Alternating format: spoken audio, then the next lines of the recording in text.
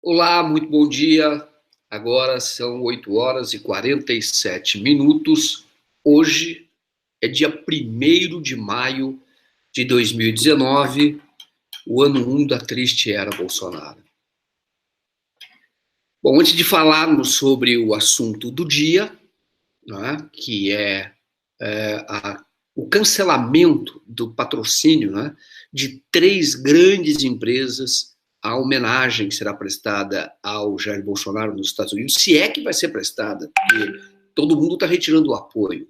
Mas, enfim, nós vamos falar sobre isso. Mas antes de falar sobre isso, eu gostaria de cumprimentar todos os trabalhadores do Brasil e lembrar que o dia de hoje é bastante importante, especialmente agora, em 2019, porque este 1º de maio deve ser o 1º de maio em que o trabalhador deve enfrentar uma das maiores ameaças contra os interesses dos trabalhadores, dos seus interesses, que é a reforma da Previdência. Tá? E hoje, nada melhor do que você protestar, lembrar, organizar os trabalhadores do que o dia 1º de maio, que é uma data simbólica, importantíssimo da história do trabalhador.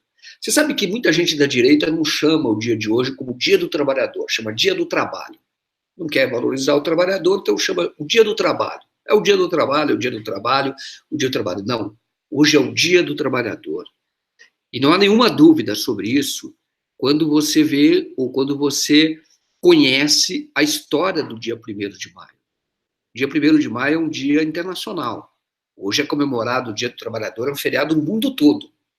O mundo todo respeita essa data. Por quê? Porque no final do século XIX, houve lá uma manifestação muito grande em Chicago, nos Estados Unidos. Chicago, uma cidade industrial, e muitas mulheres trabalhavam já naquela ocasião. As mulheres não tinham direito a voto, mas trabalhavam naquela ocasião. Algumas foram mortas nesse dia.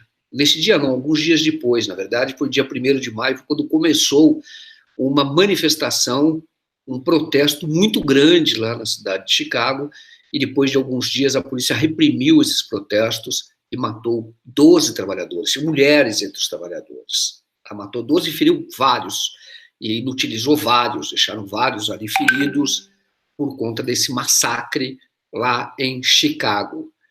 E o que acontecia naquela ocasião? Acontecia que as pessoas trabalhavam todos os dias 13 horas. 13 horas era a jornada. Eu trabalhava 13 horas, criança trabalhava, mulher trabalhava, as condições eram totalmente insalubres. Isso no mundo todo, mas lá em Chicago especialmente. E lá houve uma reação, houve uma manifestação dura. Começou no dia 1º de maio, houve uma greve, aí a polícia tentou obrigar os trabalhadores a voltar, e aí fuzilou os trabalhadores. Mais ou menos o que os militares lá do Exército fizeram com aquele músico. Tá? E aí, desde então, é comemorado o Dia do Trabalhador no mundo todo. O Dia do Trabalhador, aqui no Brasil, ele já foi importante em várias ocasiões, na época do Getúlio Vargas, quando surgiu o salário mínimo, porque não havia salário mínimo, né? Aí surgiu o salário mínimo, foi no dia 1º de maio que ele anunciou. Outras conquistas também, férias, né, o terceiro, sempre se anunciava no dia 1º de maio. E aí, neste ano de 2019, o da triste era Bolsonaro, nenhuma boa notícia será anunciada no Dia do Trabalhador. Por isso é o trabalhador que tem que se fazer ouvir. Hoje eu até estou publicando um texto lá no Diário do Centro do Mundo, mostrando que, na verdade, este dia 1º de maio deve ser marcado pelo desmascaramento de uma mentira. Não é só da reforma da Previdência. A reforma da Previdência é uma mentira que está sendo contada agora. Está sendo contada agora pelos empresários, pelo governo Bolsonaro e principalmente pelos comentaristas da TV Globo, que tem interesse nessa reforma da Previdência, não os comentaristas, os patrões dos comentaristas. E aí é por isso que eles sempre fazem o samba de uma nota só lá. Sempre, a reforma trabalhista, não tiver reforma previdenciária, não vai mudar nada, não vai gerar emprego, tem que gerar emprego, tem que gerar emprego, tem que gerar emprego, tem que gerar emprego. Bom, não faz muito tempo, em 2017, logo depois do golpe, porque foi para isso que fizeram o golpe, foi para retirar direitos dos trabalhadores. E aí, logo depois do golpe, em 2017, fizeram a tal reforma trabalhista. E na época os empresários, os comentaristas da TV Globo, o governo na época, que era o governo Temer, que é um governo, o Bolsonaro é um governo de continuidade do Temer. Tá? A mesma pauta regressiva é um governo de continuidade. Então, o que se dizia naquela ocasião? Olha, nós vamos fazer a reforma trabalhista porque nós vamos gerar 6 milhões de empregos, é o que diziam. E agora, a CNI, lá um gerente de pesquisa e competitividade da CNI, está dizendo, olha, não foram gerados empregos, admitiu, não houve esse número de empregos, e vamos falar a verdade, ele não disse a verdade, mas é como se ele falasse, a reforma trabalhista não foi para gerar emprego, não era para gerar emprego, era para dar um alívio nas empresas, e para possibilitar uma retomada, se houvesse uma retomada de emprego, se houvesse um crescimento econômico. Mas é isso o que gera emprego. Eu já falei aqui 200 vezes, não adianta quando essas pessoas falam, a reforma da Previdência vai gerar 200 empregos, vai gerar isso, vai gerar aquilo. Conversa mole, assim como foi da reforma trabalhista. Já dei um exemplo, ninguém contrata empregado, ninguém contrata trabalhador, se não tiver necessidade, se não tiver demanda. É como qualquer pessoa na própria casa, você precisa cortar o jardim, arrumar um jardineiro, você não precisa de 2 jardineiros, você vai botar um, entendeu? Você precisa de 2 para quê? Agora, o que gera emprego é atividade econômica. E aí, o Estado pode usar o peso que ele tem na geração desse emprego, com políticas que induzam o crescimento. É assim que tem que ser feito, e é assim que foi feito nesse período mais recente que se gerou o maior número de empregos da história do Brasil, 20 milhões de empregos formais com carteira assinada, que foi na época do governo Lula e também do governo da Dilma, 20 milhões. Não eram 6, como falava mentira da reforma trabalhista, 20. E não teve nenhuma mágica. Foi incentivando o desenvolvimento, valorizando a atividade empresarial no próprio país. E é curioso como os empresários se beneficiaram disso e depois se aliaram, pelo menos as lideranças, ao movimento golpista para tirar a Dilma. Um absurdo. Como a elite brasileira ela tem uma visão estreita, de curto prazo. O comportamento que ela tem, que é aquele comportamento de manada, entendeu? Vai para um lado, todo mundo vai. As pessoas não têm assim discernimento ou não se aliam a um projeto de longo prazo, ou de médio prazo, ou que seja de curto prazo até, porque é importante, mas algo que represente o crescimento do Brasil. Com isso que todos deveriam estar fechados, e foi assim que outras nações desenvolveram. Essas que estão na OCDE, elas se desenvolveram quando elas decidiram valorizar o seu mercado interno. Eu contei aqui a respeito dos Estados Unidos que a abolição dos escravos não foi nada mais do que você fortalecer as próprias empresas. O escravo não consome, como quem ganha pouco também não consome. Se você ganhar pouco e ainda tiver que fazer a sua capitalização para aposentadoria, também você não vai consumir, entendeu? Porque você vai dar dinheiro para o banqueiro. Entendeu? Eu já falei daqui que agora, mais recentemente, as 2 Alemanhas se unificaram, resolveram pagar o preço daquela unificação, porque queriam um mercado maior. Pagaram bilhões para ter esse mercado maior.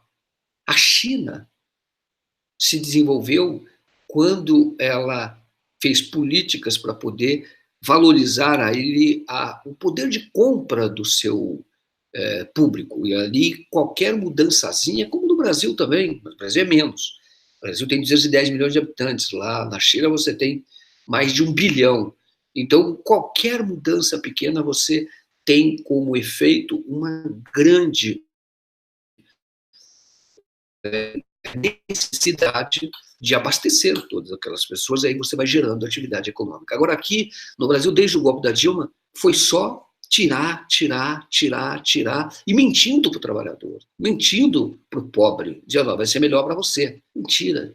Toda essa crise ela foi fabricada. Ela foi fabricada para que houvesse um movimento de retirada de direitos e de implementação de uma pauta que vai representar o quê? A perda do patrimônio brasileiro, como foi nos anos 90, na época do Fernando Henrique Cardoso, vai ter a continuidade, a privatização selvagem, e tiveram que fazer golpe para isso, tiveram que prender o Lula para isso, porque senão não fariam nunca, não ganhavam a eleição. Mas, claro que não ganhavam a eleição. Como é que vão ganhar uma eleição se você tem do outro lado aprovado um projeto que gera emprego, que gera desenvolvimento, que enriquece o país? É claro que esse projeto vai continuar sendo valorizado, aprovado pelas urnas. Então precisava inventar toda a mentirada que foi inventada, toda aquela farsa que foi feita, que é a Lava Jato. Aí a Lava Jato diz, não, é corrupção, entendeu? A mesma coisa que estão falando agora do Maduro, tá? Os comentaristas da TV Globo, como prestam de serviço ao Brasil. Incrível, incrível. Na verdade, eles não têm liberdade de escolha, eles não podem dizer outra coisa que não seja a pauta da empresa. Veja na entrevista do Lula, ficou todo mundo quietinho.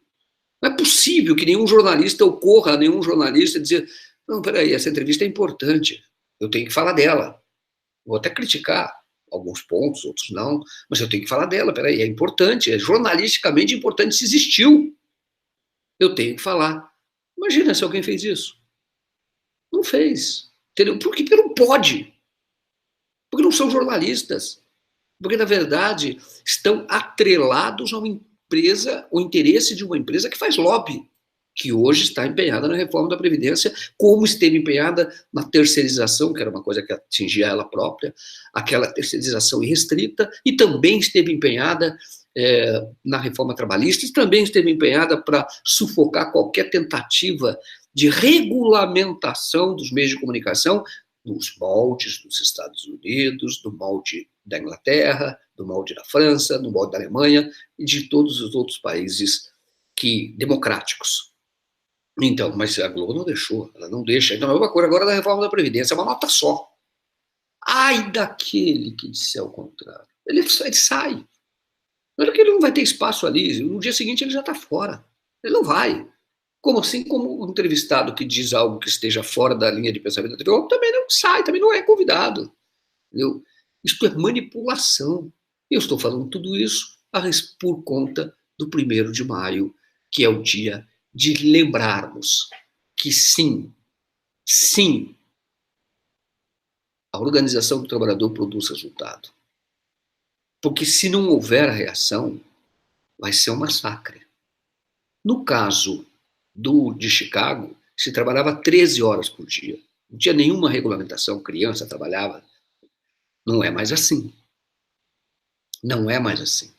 Existe legislação, existe fiscalização, e mesmo aqui no Brasil se trabalha hoje uma jornada, também foi duro conquistar essa jornada, mas também custou muita luta. São Paulo, as pessoas não sabem, mas São Paulo teve uma greve pesadíssima, em 1917, pesadíssima, também com mortes depois, em 17, mas para ter conquistas. E isto vai resultar em várias conquistas, até que chega nos anos 30, e você tem conquistas não só trabalhistas, mas você tem de cidadania, como o direito ao voto, a voto da mulher, você tem outras conquistas, uma industrialização do Brasil, que foi importante, foi a urbanização do país. Também custou muito, custou vida de pessoas, essa que é a verdade.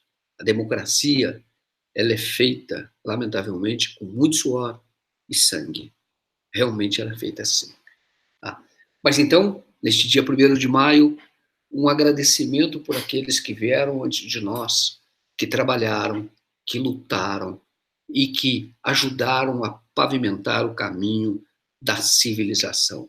Civilização que agora está sendo ameaçada pelo governo ou pelos governos de extrema-direita, dentre os quais se destaca o governo brasileiro, o governo do Jair Bolsonaro, e este será o tema principal desta live. Por quê? Porque a empresa, ela não quer associar à grande empresa o seu nome, aquele hotel que vai sediar o evento, vai ter muita dificuldade. Não sei nem se vai chegar até o fim, viu? Porque vai chegar uma hora que fala, não dá mais, eu estou perdendo reserva.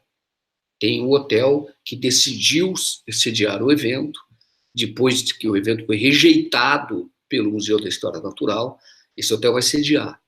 Mas algumas empresas fortes, nomes mundiais caíram fora. Não querem se associar, não querem ter a sua imagem associada a um político que representa a não civilização, a barbárie.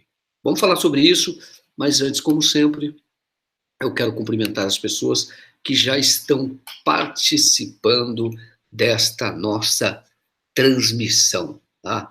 Quero cumprimentar as pessoas, lembrar você, olha, se inscreva no canal, tá? Nós fizemos o nosso canal Diário do Santo Mundo crescer tão rapidamente, chegou a 165 mil, agora tem 165 mil inscritos, e nós temos este outro canal, um canal alternativo, que agora é o nosso principal canal para transmissões de lives, onde nós temos 46 mil, 47 mil inscritos, mas poderíamos ter e vamos ter muito mais, porque cada inscrito a mais significa um fortalecimento da comunidade progressista, do pensamento progressista com o qual o DCM se identifica e é identificado. Ele é identificado por este pensamento. Então, como um site não existe, mas o que existe, na verdade, o que é importante no site existe, mas o que é importante são os seus leitores, é a sua comunidade, isto que é a força. Então, eu peço a você que ainda não se inscreveu, se inscreva, peço a você que compartilhe o vídeo, tá? É importante você compartilhar esse vídeo, divulgar para mais pessoas,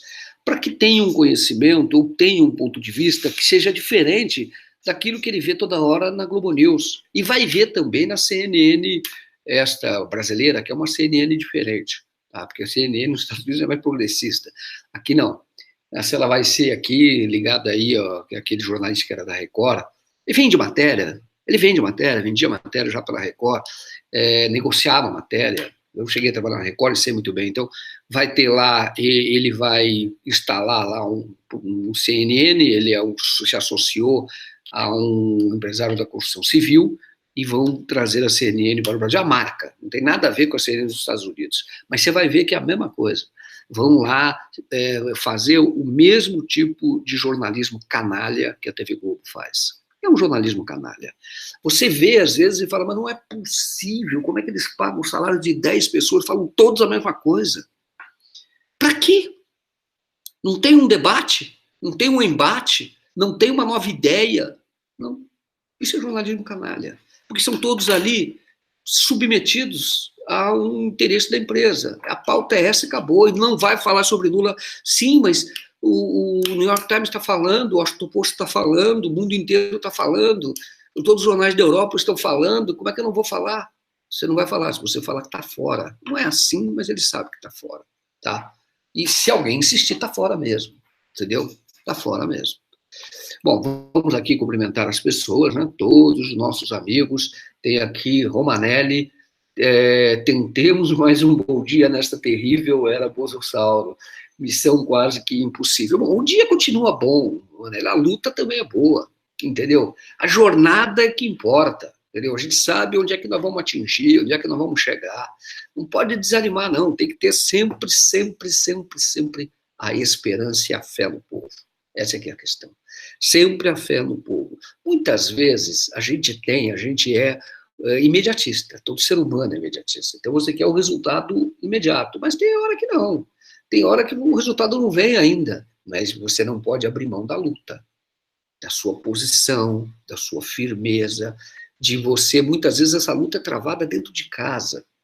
Você com muita habilidade, mostrar que não pensa exatamente como aquela outra pessoa dentro da sua casa, dentro da sua família, que acredita no Bolsonaro, que acha que é importante, tem que dar um voto de confiança para ele. Você sabe que não adianta, o sujeito que nem uma praga mesmo, quer dizer, uma coisa que não adianta. Se você se aproximar, você vai ser contaminado e dali não vem nada de que seja de bom, nada, zero, não vem, esquece.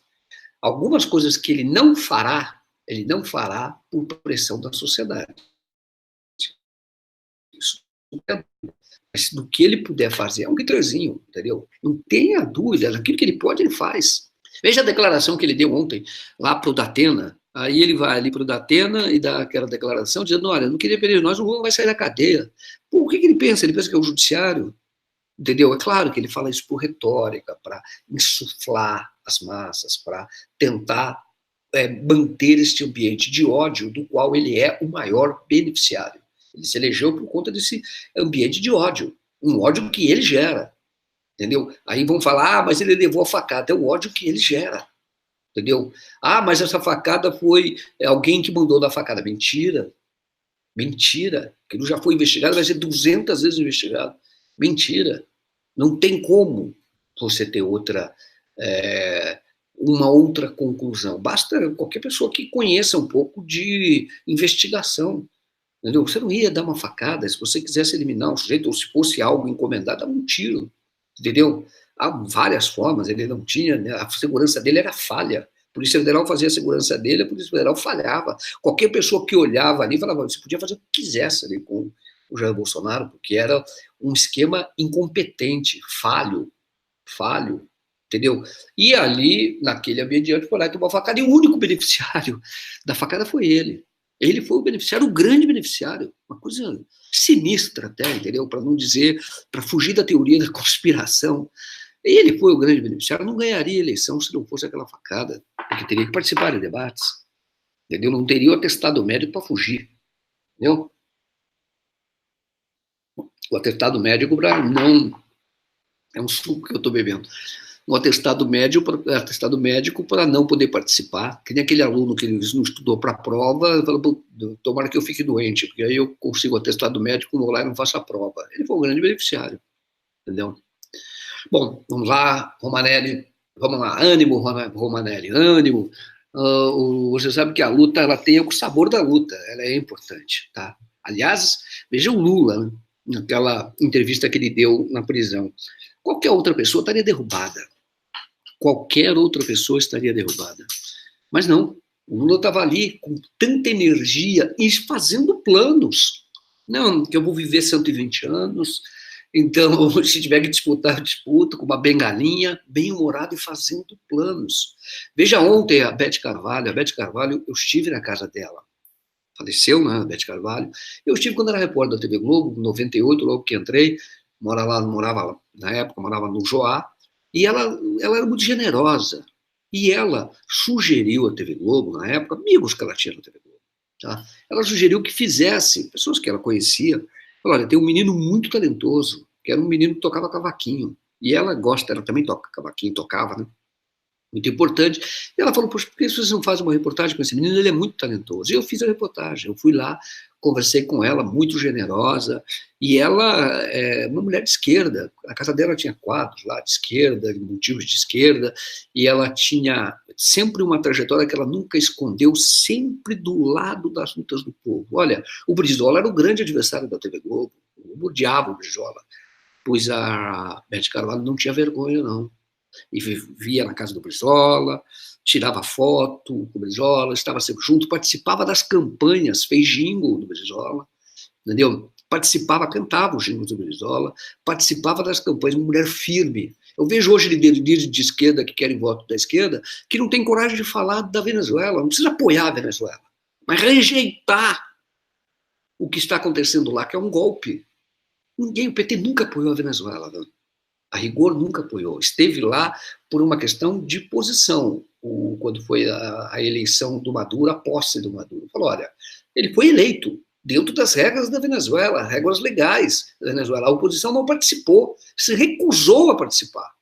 Podia ter participado, não quis. E foi lá e participou, isso muito mais numa demonstração de valorização da democracia. De, olha, ele foi eleito, então eu tenho que ir lá e apoiar. E existe hoje um movimento golpista. E ficou muito claro que o movimento é golpista lá na Venezuela. Agora, por que uma líder esquerda não faz um tweetzinho, assim, retuita uma coisa, falou, ó, o New York Times, não foi o New York Times, a CNN chamou o movimento lá da Venezuela de golpe. A CNN de lá, não a que vai vir aqui, a de lá, entendeu? Eles disseram, olha, que o golpe deu o nome, chamou a coisa como ela é. É golpe. Ali foi uma tentativa de golpe.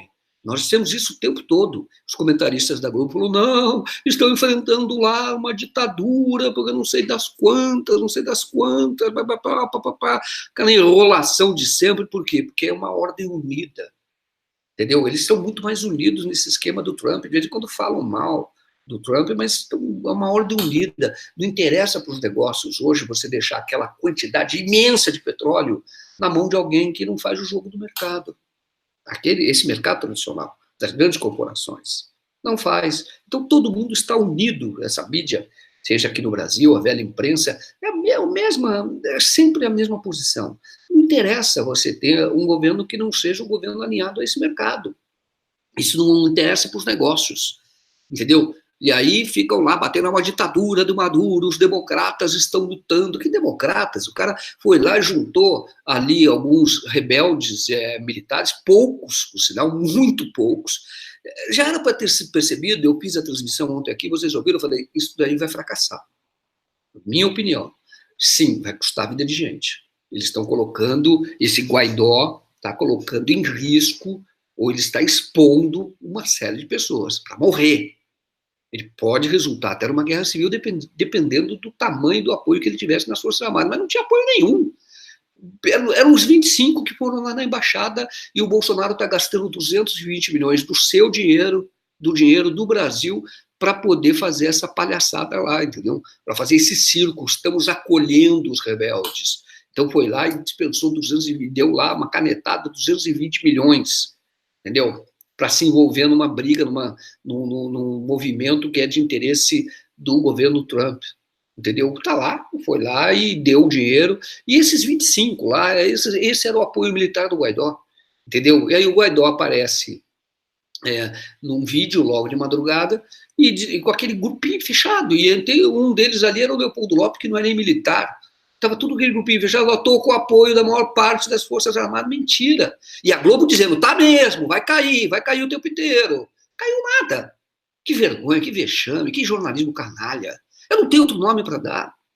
Eu lamento, porque eu conheço algumas pessoas que trabalham ali, que estão engessadas e são pessoas que pensam diferente do que pensa a empresa e ocupam os espaços que tem que ocupar, às vezes, para poder divulgar alguma coisa que possa, vamos dizer assim, representar algum anseio da classe trabalhadora, do povo brasileiro, ou possa atender algum anseio. Às vezes ele tenta ocupar um espaço, mas é ingenuidade, a Globo está fechada, é um totalitarismo ali.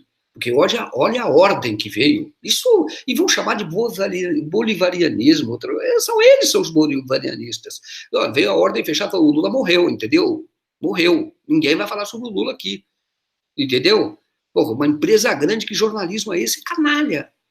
E esses que ainda estão lá, muitos, porque precisam sobreviver, como alguns estão na Record também, pensam diferentemente do que pensa a empresa, mas não tem espaço nenhum.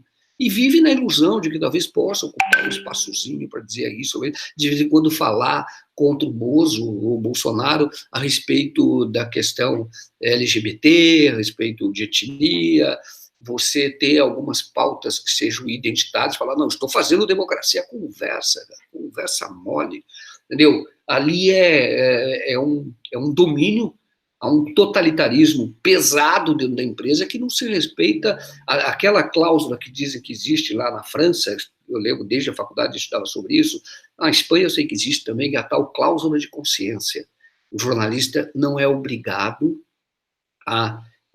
um direito dele trabalhista, a escrever ou a cobrir ou a dizer algo com o qual ele não concorde. Ele não pode ser demitido por isso. Isso existe na França, isso eu sei que existe na Espanha. Então eu falo, olha, não, isso eu não concordo. Ele não vai poder ser demitido por isso. Eu alego ali, invoco a cláusula de consciência. Eu não posso falar sobre isso. Você imagina esse pelotão do jornalismo canalha da Globo, esse batalhão que fica ali todo dia falando da reforma da Previdência, você não vai gerar emprego, você imagina se alguém invocar um dia, cláusula de consciência, não concordo com isso. No dia seguinte está fora. Ele é pessoa jurídica, está lá, rompe o contrato, ou vai para a geladeira, entendeu? Fica lá um tempo sem fazer nada, é torturado, é uma tortura, entendeu? Porque vai para um gelo, para a Sibéria, entendeu? E ficam falando agora de Rússia, de União Soviética, e democracia que existe lá nenhuma, zero.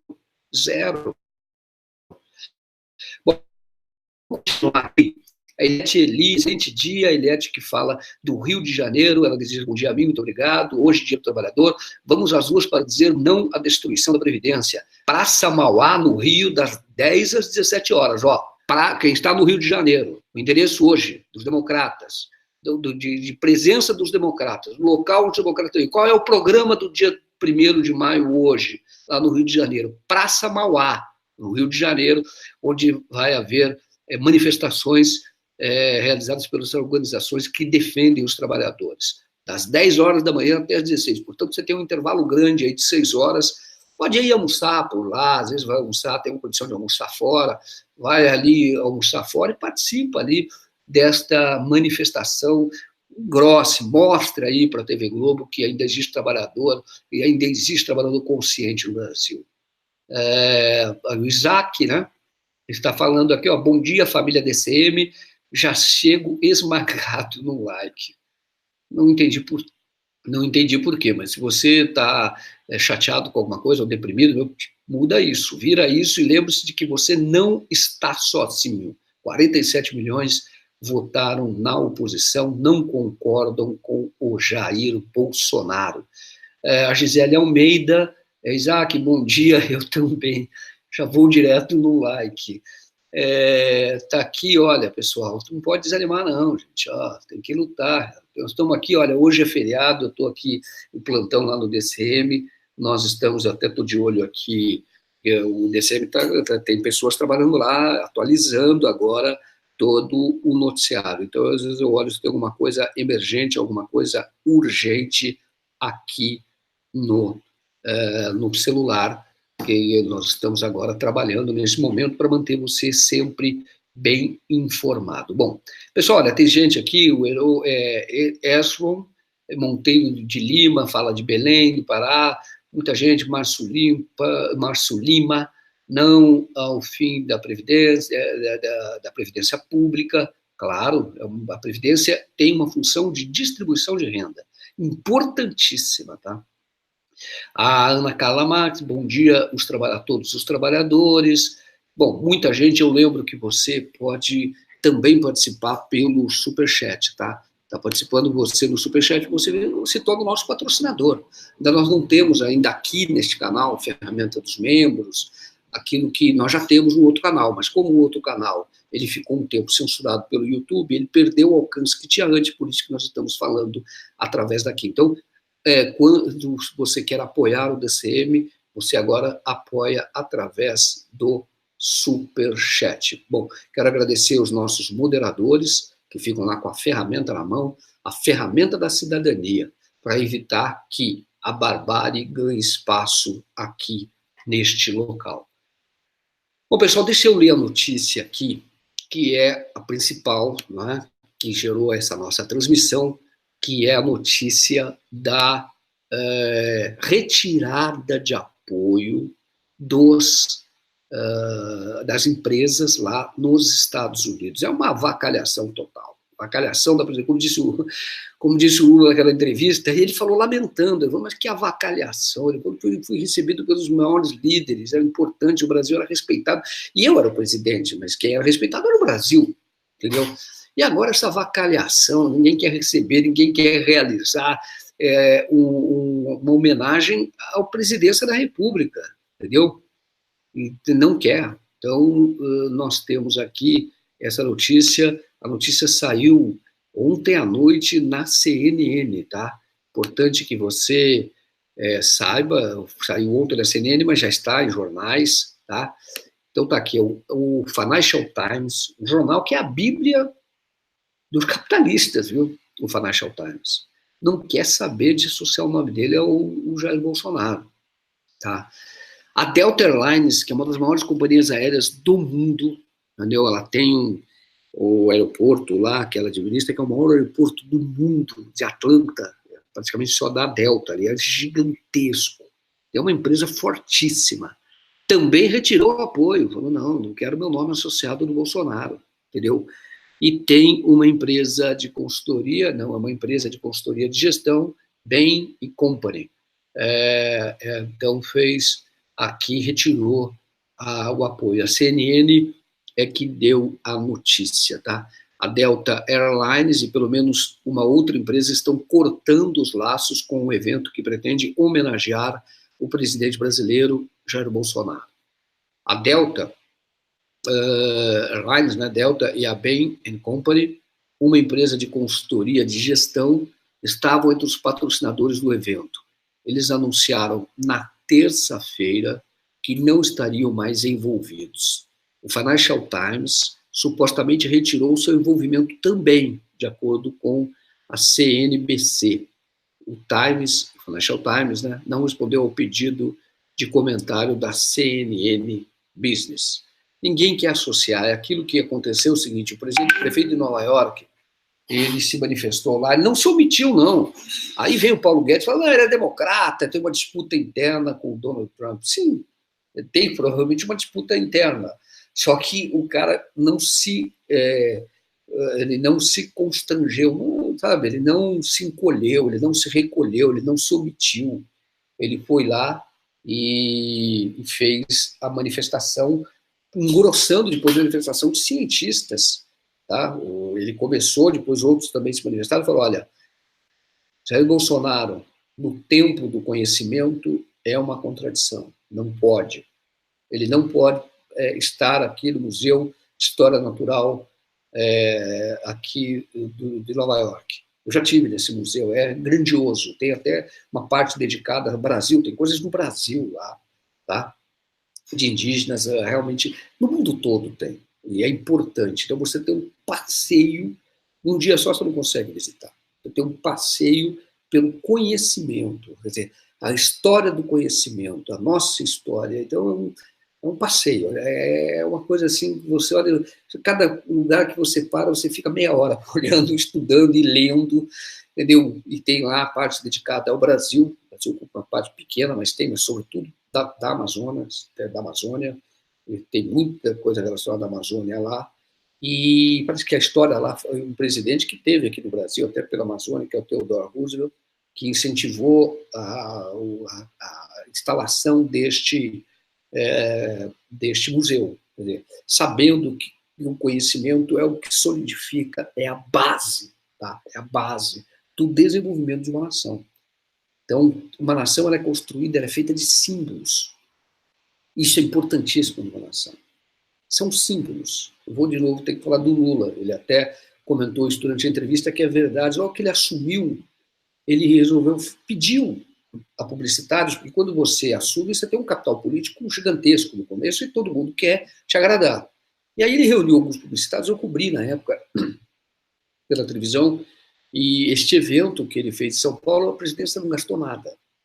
Então eram agências que foram contatadas por ele para fazer uma campanha: eu sou brasileiro e não desisto nunca. O carro-chefe era o Ronaldo, o Fenômeno, que não era eleitor do Lula, mas o Fenômeno, por sinal, tinham até se estranhado lá, na época até se estranharam, quando o Lula, que interessado em futebol, perguntou para um treinador, não sei se era o Zagallo na época, ou o Parreira, dizendo: olha, o Ronaldo está em forma ou não? Uma preocupação que todo mundo tinha. O Ronaldo, na verdade, não estava em forma. Mas, enfim, mas o Lula fez essa pergunta, então não eram propriamente amigos. Mas o Lula promoveu o Ronaldo, mas não o Ronaldo pelo Ronaldo, é símbolo. O Brasil tinha ganhado a Copa de 2002, a última Copa que o Brasil ganhou, o pentacampeonato, e aí o Lula falou: olha, tem um cara lá que foi o diferencial nessa Copa, porque esse cara estava acabado com o futebol. Muita gente dizia, por conta do problema que ele teve no joelho, que ele não jogaria mais. E ele foi um grande jogador da Copa de 2002. Isso é símbolo, entendeu? É você fazer com que as pessoas se identifiquem com alguém que é uma pessoa conhecida e que não é ele apenas que tem aquela característica de ser um grande lutador. O brasileiro é um lutador. O brasileiro, e aí o mote daquela campanha era: sou brasileiro, não desisto nunca. Então foi importantíssima, porque a vida é feita de símbolos. O que está acontecendo? O Museu de História Natural lá de Nova York é um símbolo da importância que os Estados, da grandeza dos Estados Unidos, da cidade de Nova York, e dizendo: olha, aqui nós estamos homenageando o conhecimento. É um símbolo. Agora, o que faz a pessoa que seria homenageada lá? E por isso que os cientistas disseram: a presença dele aqui é uma pessoa que retira apoio das universidades. É uma pessoa que está tentando desqualificar um dos maiores pensadores da história, da história mundial, pensadores da história mundial, é isso que eu estou falando, um dos maiores pensadores da história mundial, que é o Paulo Freire. Paulo Freire, que eu também entrevistei, o Paulo Freire é uma pessoa que ele é o mais citado brasileiro, um dos mais citados em estudos do mundo inteiro. Nos Estados Unidos, muitos estudos, existem escolas que seguem o pensamento de Paulo Freire. Ele não tem um método, Paulo Freire, isso é coisa de ignorante quando fala. Não, o método de Paulo Freire, não tem método. Paulo Freire tem uma filosofia, ele tem um pensamento, uma linha de pensamento que é socrático, que é o seguinte: o conhecimento, ele brota, ele vem de dentro para fora. Então, o que um educador tem que fazer é ser o facilitador, fazer com que aquele conhecimento que já existe dentro do indivíduo, ele brote, ele aflore. E ele usa muito os conceitos de que é preciso entender o oprimido, porque muitas vezes ele não estuda, ele não desenvolve, ele não floresce como um ser em educação, porque ele é reprimido, porque não é respeitada a história dele. Então você tem que respeitar a história dele e aproveitar a própria história dele para que a cultura, para que a cultura letrada faça sentido na vida dele, para que ele entenda isso e aí sim isto brote de dentro para fora. É diferente daquilo que as pessoas chamam de educação bancária, que é o que o Bolsonaro e os ministros dele querem. Você fica enfiando coisa na cabeça das pessoas. Não é isso. O que você tem aí, você tem que criar um cidadão crítico. Isso é o pensamento do Paulo Freire. E aí, como é que esse cara vai ser homenageado no Museu de História Natural? De jeito nenhum, o Bolsonaro quer desconstruir tudo isso. De jeito nenhum. Então, fora, não queremos lá. E agora, 3 empresas grandes dizendo, olha, também é ruim para os negócios, eu não quero me associar a essa praga, não. Isso é como praga, se pega, se contamina. Se eu puser meu nome, que está junto com o Bolsonaro, isso vai me contaminar, estou fora. Empresas grandes, hein? Bom, deixa aqui falar do MS Aliroc, que está participando do Superchat, nosso grande patrocinador, MS Aliroc. Muito obrigado pela sua contribuição, MS. Diz aqui, bom dia, Joaquim. Bom dia, comunidade. Não desistam. Vocês me sustentam a cada dia. É isso aí, pessoal. É isso aí. Viva a querida Beth Carvalho, que nós nos sustentamos. Eu já falei para você como eu tenho prazer de falar aqui com vocês. Como isso é bom para mim. Entendeu? Eu falo como a gente faz, vamos ver, se prepara para fazer essa transmissão e tecnicamente, eu trabalhei em TVs, então algum tipo de domínio da linguagem eu tenho. Então, eu gosto, mas eu gosto de estar aqui, não é uma questão só profissional. Gosto de estar falando com vocês, porque isso nos fortalece efetivamente. Porque senão, você vai ficar nesse bombardeio de notícias que vem lá dos marionetes, vamos chamar assim, dos fantoches da TV Globo, e aí é terrível. Né? Aí é terrível, aí realmente você desanima. Aqui, olha, tem outro, a Maria ela também é a nossa patrocinadora. A Maria não faz nenhum comentário, ela é a nossa patrocinadora. Muito obrigado, Maria, por patrocinar o jornalismo independente no Brasil. Pode ter certeza de que cada centavo que é investido aqui, ele é revertido em reportagens, em valorização do nosso jornalismo. Tá? Temos aqui com o Torres Maria, era Maria Torres, 2001, eu vejo aqui por causa da foto dela, da Maria Torres, ela está aqui contribuindo conosco, e ela diz assim, ele quis dizer que esmaga o seu like, sinal de interesse na sua fala, Joaquim. Bom dia, Ipatinga presente. Porra, que legal, muito obrigado, muito obrigado. É isso, entendeu? Eu acho que... E o like não é a nós, não, viu? Apenas. A mim, apenas, tá? Claro que isso me satisfaz bastante, eu sou muito grato por cada like de todas as pessoas. Mas o like, ele mostra uma concordância com a mensagem que está sendo passada.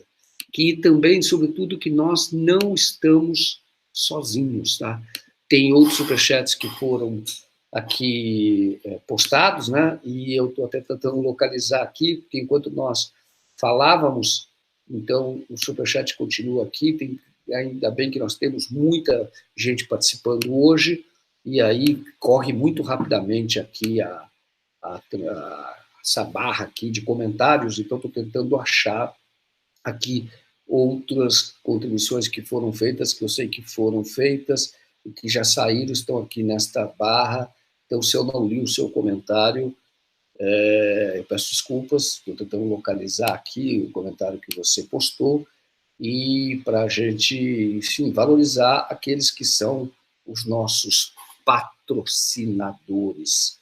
Bom, então, veja bem, voltando, né, a falar a respeito do patrocínio, né, que é ali as pessoas, que é a mesma coisa, olha, por exemplo, quando você patrocina aqui o jornalismo do DCM, você está querendo associar o seu nome ao jornalismo independente, você quer isso, você sabe que isso agrega algum valor na tua vida, então você quer estar presente. O que acontece lá? As empresas, quando retiram, elas dizendo o seguinte, olha, eu estar junto com esta pessoa, retiram o apoio, isto vai me prejudicar, porque este cara é queimado, porque este cara, ele não representa a civilização, ele é o atraso. Eu não posso estar junto com essa pessoa, entendeu? Ainda que alguns tenham até interesse, muitas vezes, em uma outra medida de privatização que ele venha a fazer, mas ele não quer associar, é muito pior, porque pode ser rejeitado pelo seu público, tá? Então, eu lembro que este hotel, tem um hotel lá que está patrocinando o Bolsonaro, que está correndo um risco muito grande, viu? Porque que é o hotel do Hotel Mariot, é isso? Hotel Mariot, que está aqui,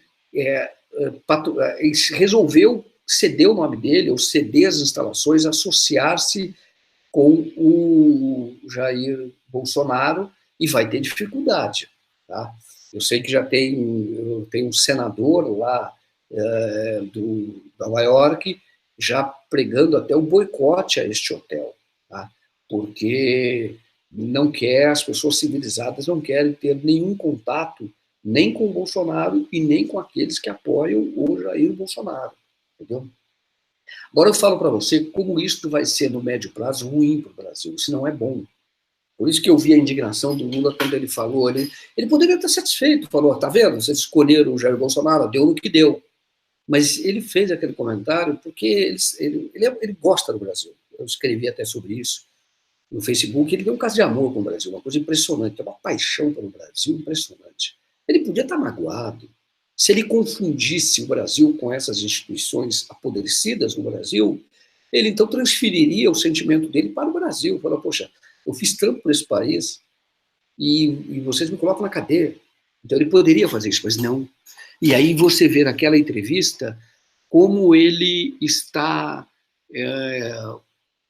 desgastado, como ele está triste, né, com o que está acontecendo com o Jair Bolsonaro, quando ele falou, olha, é um absurdo o que está acontecendo, que avacalhação. Mas eu vi aquela fala dele como lamento.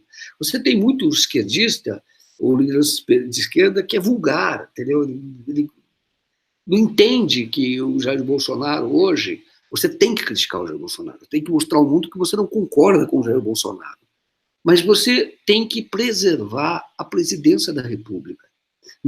Isso não tem a ver com o Bolsonaro, tem a ver com a presidência da República. É um símbolo importante, que as pessoas não entendiam na época da Dilma. Quando fez aquele estádio todo, que são esses que apoiam o Bolsonaro, ficou xingando a Dilma. Falei, não era a Dilma. Não está entendendo que vocês estão desrespeitando um símbolo. É a presidência da República.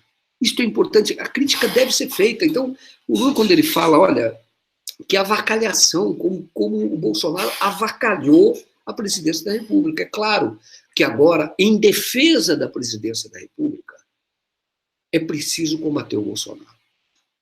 Porque a presidência da República é algo muito importante para nós. Então, em defesa da presidência da República, tem que separar as duas coisas. A presidência da República é importante, o Bolsonaro deve ser contestado. Ele é indigno da presidência Ele é indigno deste símbolo, que é um símbolo importantíssimo no Brasil. É indigno. E isto é que deve ser dito. Olha, tem aqui mais um superchat dizendo, olha, investigue o Sérgio Moro, como ele passou no concurso. Será que passou mesmo? Mas é importante, mas você sabe que nós já falamos com um dos caras lá, o braço direito do Félix Fischer, do STJ, que se chama Leonardo Stancioli. Ele foi aprovado num concurso que é um concurso suspeito. Tá? Ele foi flagrado num telefonema, já tinha um esquema preparado para ele passar no concurso, neste caso lá no Tribunal de Justiça do Paraná. Isso não foi investigado, viu? Eu estou atrás dessa história, faz tempo, mas isso está sob sigilo. Tá? O grampo que foi feito, que é um grampo oficial autorizado, ele está sob sigilo. Parece que tem um processo onde ele foi liberado, porque esse grampo foi para mais de um processo. Na sindicância lá, ela foi travada no Paraná, ele ficou sob sigilo. Agora, tem um no Rio de Janeiro, parece que foi liberado, eu estou tentando ter acesso a este processo. Porque era maracutaia, o sogro dele era um ministro do STJ. E ele hoje é o cara que dá todos os pareceres detonando todo mundo da Lava Jato. É o Stancioli. Entrou num concurso, segundo a denúncia da época, foi fraudado. No caso do Sérgio Moro, eu não sei. O Sérgio Moro não tinha nenhum parente importante vamos dizer assim, na cúpula do judiciário. Agora, não é difícil passar no concurso se você se dedicar a isso. Tá? O Deltan Dallagnol passou. Não é difícil. Então, eu quero dizer o seguinte, se você insistir, tá, e você ficar ali martelando, você acaba passando uma hora ou outra, entendeu? Porque, na verdade, um concurso desse para juiz, ele não testa a sua capacidade efetiva de ser um julgador. Ele testa a sua capacidade de decorar algumas coisas. E aí você repete você acaba entrando. Entendeu? E é uma das formas de entrar, não tem outra forma. Você tem que testar o conhecimento objetivo, mas, lamentavelmente, você tem pessoas despreparadas que vão para o judiciário, que se tornam magistrados, que é nitidamente o caso do Sérgio Moro. Ele não é preparado, ele não está à altura de ser um juiz. Sabemos disso. É nitidamente. Mas passar por este funil não é tão difícil. Se você tiver uma família, aí você vai entrar porque que o pobre, ele não assume posições mais importantes no Brasil. Tá? Ele não assume porque ele não tem tempo livre para estudar. No caso, por que quando as pessoas falam de meritocracia, e que é uma conversa mole, a classe média fala, meritocracia, meritocracia, meritocracia, porque eu lutei, não tô, desculpa a expressão, não estou nada. É porque ele tem um pai e uma mãe que tem condição de comprar o tempo livre dele. Isto é, ele não precisa ficar se dedicando a trabalho. Ele não precisa fazer como o Lula fez, que era engraxate, que tinha que vender fruta no semáforo aqui em São Paulo. Ele não tinha que fazer isso, porque a família vai lá e banca ele. Fala, olha, você não vai fazer nada, você só vai estudar. Você banca. Então, na verdade, olha a vantagem competitiva que ele tem. O Sérgio Moro, nitidamente, claramente, era isso. Um filho de classe média, tinha o pai dele que era professor universitário, tem a mãe também, parece que era professora, tem mais um irmão, uma família pequena, e a família comprava o tempo livre dele, entendeu? E você veja, isto que fere, torna a tal meritocracia conversa mole. E é por isso que o Estado tem que interferir para dar oportunidades iguais aos brasileiros, aos outros brasileiros, tá? Aqueles que querem ser como Sérgio Moro, quer dizer, querem passar no concurso. Enfim, ser brasileiro, é o cara que vai estudar, o cara que vai estudar para poder passar em concurso, porque não é difícil, se você tiver tempo livre, não é difícil. Está aqui, olha, o Marcelo Jorge, falando a cada fala do antipresidente, ele comete algum crime tipificado na legislação brasileira e internacional, não tenha dúvida. Acho que ele está falando agora da guerra na Venezuela, isso que ele está falando agora fere, sem dúvida nenhuma, a lei de responsabilidade. Um presidente não pode, eu já escrevi sobre isso, o presidente não pode colocar o Brasil em situação de guerra.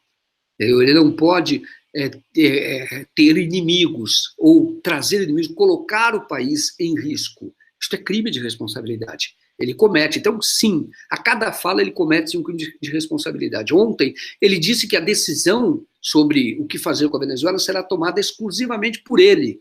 Ele disse isso exclusivamente, pôs em caixa alta, letras maiúsculas.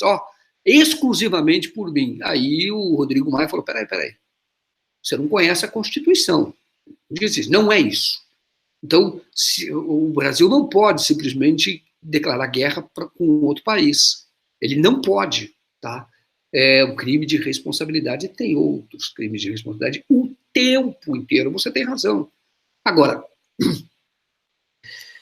a decisão de tirá-lo de lá é uma decisão política. E para que seja retirado de lá, você tem que ter a fotografia do povo na rua. E este povo não pode ser um povo só um povo engajado, que é importante, é o engajado que puxa toda a luta e sempre vai ser assim. Mas você tem que ter as pessoas todas indo para a rua. Por isso que é importante o Pacto da Fiesp, quando o Pacto da Fiesp abrir uma brecha, você trazer ele para o teu lado. E trazer para o teu lado não é trazer para o partido, entendeu? Não é essa questão vulgar, para votar comigo, não é isso. Você trazer para o lado do seguinte, é o lado do Brasil, é o lado da democracia. Você trazer e falar, estamos juntos, amigo. Se você errou, ou deixa para lá, página virada. Vamos pensar daqui para frente. Estamos juntos. Vamos tirar esse cara, porque esse cara nos envergonha. Hoje está difícil até viajar para o exterior, porque o dólar estava às alturas, e por causa desse cara. Entendeu? Hoje não tem emprego, é por causa desse cara. Entendeu? E esse cara, nós estamos com 13 milhões de desempregados, e tem mais. Subempregado vai longe. E nós estamos enchendo o saco da Venezuela. Entendeu? Entendeu? É aqui, a disputa é aqui. Tá? O Carlos Alberto está aqui, o Carlos Alberto Veloso Lopes, 2 também, participante através do Superchat. Muito obrigado, Carlos Alberto. Bom dia. Será que esses milhões destinados aos traidores da nação venezuelana saíram dos cortes das universidades? Tem que questionar. Tirar da educação para financiar a guerra, é isso aí. É isso aí, diz que não tem dinheiro para nada. O Paulo Guedes disse que não estava liberando para nada, está tirando das universidades agora. E não é só das universidades, viu? Está tirando de outros setores também. Tirou da cultura, acabou. Entendeu?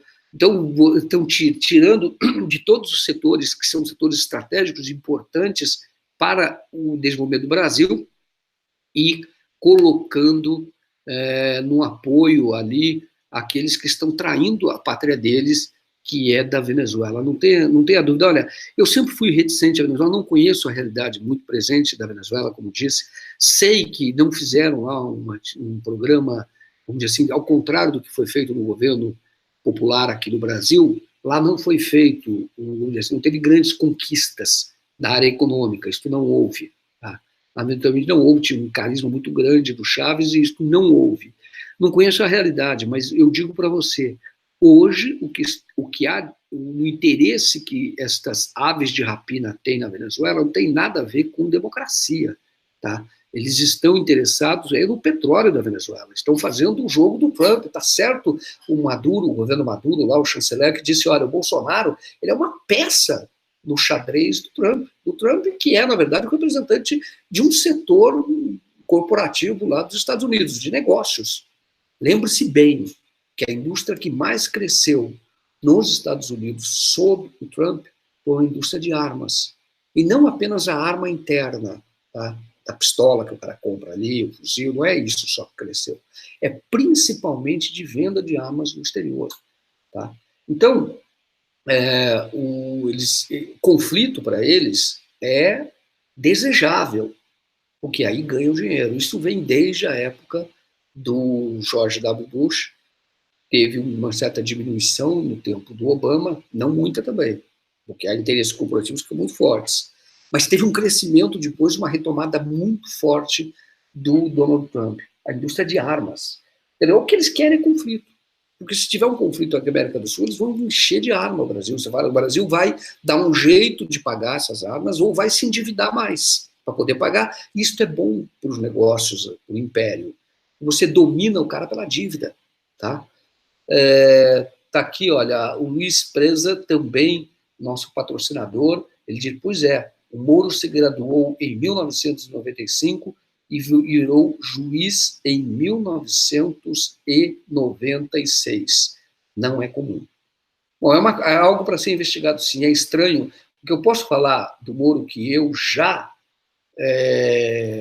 Já identifiquei. Antes de eu ler aqui o superchat, aqui, olha, do superchat da Tereza Cristina, ela diz aqui, para que não existe da luta pela democracia, por direitos sociais, defesa da nossa soberania nacional e por Lula livre, Lula vale a luta. É a mesma luta, viu? Então, isto que as pessoas têm que entender, a prisão do Lula está no mesmo pacote da reforma previdenciária. Porque com o Lula solto, primeiro que se o Lula não fosse condenado, ele seria o presidente da República.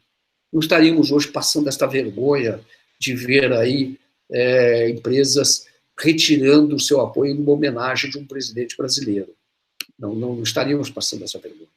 Então, não tenha dúvida, o que diz aqui é verdadeiro, que nós, quando nós falamos da luta que o trabalhador deve travar, a luta pela liberdade do Lula é como você libertar um líder da oposição, um líder de um exército.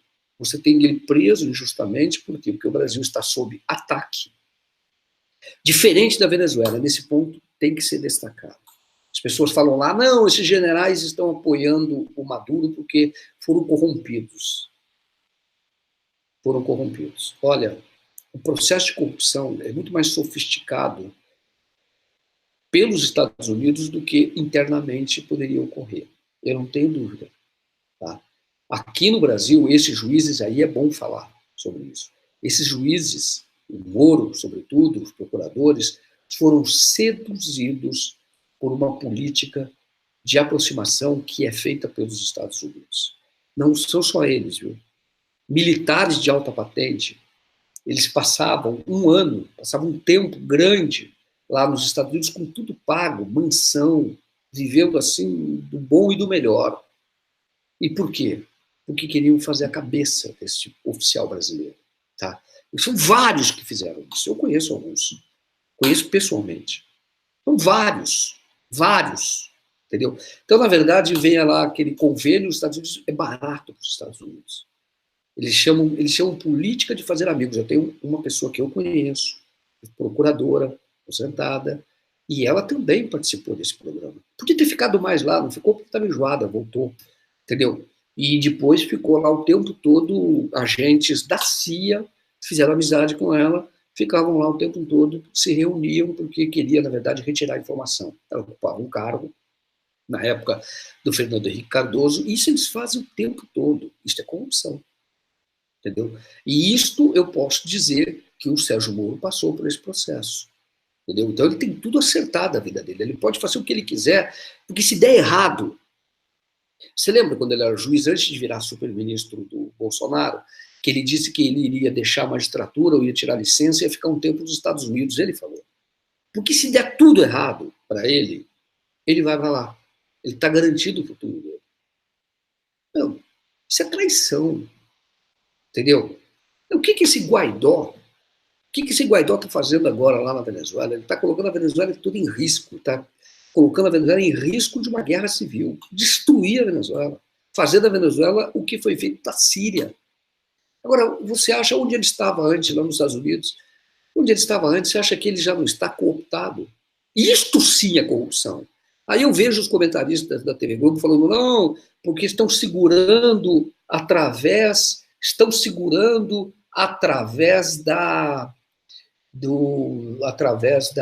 como é que chama assim, da corrupção, que o Maduro está corrompendo todo mundo. Não é verdade, é o contrário.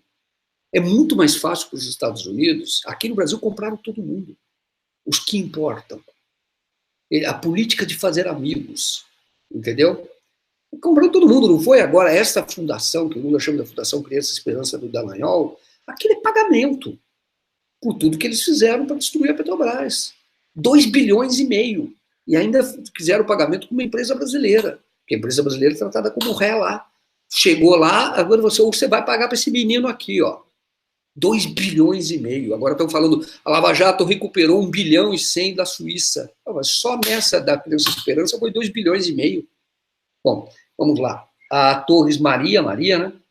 Ela está dizendo que a lei exigia experiência jurídica e prova de OAB é posterior.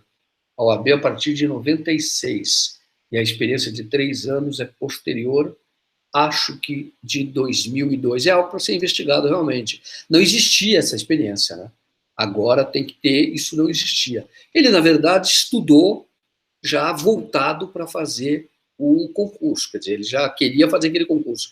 É algo para ser objeto, sim, de um, vamos dizer, de atenção, pode sair daí uma matéria. O que eu posso contar para vocês, eu já escrevi sobre isso, mas o que eu posso contar é que o Moro, ele internamente, ele subiu lá internamente porque ele participou de um movimento político dentro do tribunal, TRF4, para derrubar um presidente de lá, que era um presidente que não tinha, conseguiu chegar a presidente do TRF4, hoje é o Thompson Flores, né? Mas ele conseguiu chegar com o apoio do Sérgio Moro, não, Sérgio Moro foi quem tentou derrubá-lo, se uniu a outros juízes que estão na Lava Jato agora, o tal de Rachid, que é o braço direito do Fachin, participou com ele. Começaram a fazer denúncias contra este presidente lá do TRF4. A imprensa já divulgava que era Dirceu, na época, o nome dele. Esse Dirceu morreu de desgosto. Né? Depois que ele foi fustigado, eram 7 juízes. O Moro era um deles. Inventaram que este cara estava tentando obrigar os juízes de primeira instância, estava tentando obrigar a dar uma sentença direcionada, dizendo o seguinte, de certa forma que ele vendia sentença, mas através dos próprios juízes. Não era nada disso. Eu conversei com parentes deste presidente do TRF4. O que ele fazia era, às vezes as pessoas o procuravam e ele ligava para o juiz e falava, olha, se você puder dar uma atenção nisso, dá uma atenção que é uma coisa normal. As pessoas falam mesmo, olha, dá uma atenção nesse caso, veja que a pessoa está dizendo que não é bem isso. Então, você dá uma atenção. Só que aí o Moro reuniu outros juízes, na época tem o Rachid, que é braço direito lá do Fachin, outros juízes, aí eles começaram a fazer denúncia dizendo que o presidente do tribunal estava tentando interferir no julgamento, claro, de primeira instância, e derrubaram o cara e colocaram de volta o outro da mafiazinha deles lá, do TRF4, política interna ali. O Nelson Júnior, falando aqui, né, a respeito, fazendo nossa contribuição, nosso patrocinador, Nelson Júnior, dia do Grande Joaquim, estamos juntos nas trincheiras da democracia, isso daí. Sei que o boicote de Nova York faz mal à imagem do Brasil, mas por detonar Bolsonaro, eu fiquei feliz, é verdadeiro. O que nós temos que dizer, é isso que eu falei, é ruim, porque é um símbolo brasileiro que está sendo atacado, que é o da presidente da República. Por isso é que nós temos que dizer, o Bolsonaro é indigno de nos representar. Ele é indigno da presidência da República. O que ele faz, nós não concordamos. Olha, ontem em Curitiba, falando, você veja que a força do povo como é grande. Ontem em Curitiba botaram o ministro do Meio Ambiente para correr. Tinha uma festa lá, programada, que ele ia lançar um programa, estava lá na Boca Maldita, e foram vários curitibanos lá, pessoas de Curitiba, foram protestar. O Ricardo Salles não teve coragem de aparecer e se mandou. Então, eu estou dizendo para vocês, isso é um direito. Quando você faz isso, você não é porque o sujeito ocupa um ministério que você diz, não, nós temos que respeitar o ministério, não é nada disso. É por respeitar o ministério que você deve dizer, Ricardo Salles, cai fora. Você não defende o meio ambiente, você defende o agronegócio, cai fora. Entendeu? Isso tem que ser dito em todo lugar. Ontem botaram ele para correr. Entendeu? Então, quando eu falo, temos que aplaudir o Museu de História Natural lá de Nova York por ter rejeitado ceder o espaço para o Bolsonaro. Aplaudir, diz, olha, é isto mesmo, porque esta pessoa é indigna, ainda bem que vocês estão reconhecendo.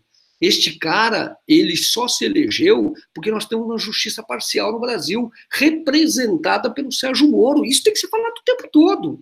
Então, você entendeu? É preservar a presidência da República, mas este atual ocupante, detoná-lo, mostrar, ele é indigno disso. A presidência, olha, o que vocês estão fazendo é bom. E porque nós também não concordamos, e nós estamos vivendo um processo muito difícil aqui no Brasil, e estamos lutando para que o retrocesso não seja ainda maior. E fazer as denúncias. Olha, o Bolsonaro é inimigo do Brasil, como a Lava Jato é inimiga do Brasil. Eu digo, e não adianta, tem o nosso candidato, o presidente foi lá e elogiou a Lava Jato, isso é errado. Elogiou o Sérgio Moro, isso é errado. Você tem que dizer todos os dias: a Lava Jato é inimiga do Brasil. Argumentos não faltam.